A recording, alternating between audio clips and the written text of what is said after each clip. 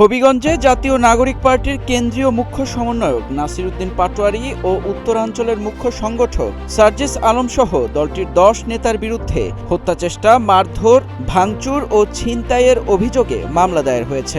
বৃহস্পতিবার রাত ১০টার দিকে হবিগঞ্জ সদর মডেল থানায় মামলার এজাহার দাখিল করেন জেলা ছাত্রদলের যুগ্ম সাধারণ সম্পাদক মোহাম্মদ ইকবাল হোসেন রুকন। মামলায় ১০ নেতার নাম উল্লেখের পাশাপাশি অজ্ঞাত পরিচয় আরও ৪০ থেকে ৫০ জনকে আসামি করা হয়েছে। এজাহারে উল্লেখ করা হয়, গত ২৮ জুলাই বিকেলে হবিগঞ্জ শহরের কোর্ট মসজিদ এলাকায় কেন্দ্রীয় ছাত্রদলের কর্মসূচিতে অংশ নিতে জড়ো হওয়া নেতাকর্মীদের ওপর দেশীয় অস্ত্র নিয়ে হামলা চালান এনসিপির নেতাকর্মীরা। হামলায় জেলা ছাত্রদলের নেতা মাহফুজ চৌধুরী, মোজাক্কির হোসেন ইমন সহ কয়েকজন আহত হন। এ সময় কয়েকটি আইফোন, একটি স্যামসাং মোবাইল ফোন এবং নগদ ৫০,০০০ টাকা ছিনিয়ে নেওয়া হয়। হবিগঞ্জ সদর মডেল থানার ভারপ্রাপ্ত কর্মকর্তা জাহিদুল হক বলেন, ছাত্রদল নেতা বাদী হয়ে এনসিপির নেতাদের বিরুদ্ধে একটি অভিযোগ দিয়েছেন। আমরা অভিযোগটি তদন্ত করে প্রয়োজনীয় আইনানুগ ব্যবস্থা গ্রহণ করব।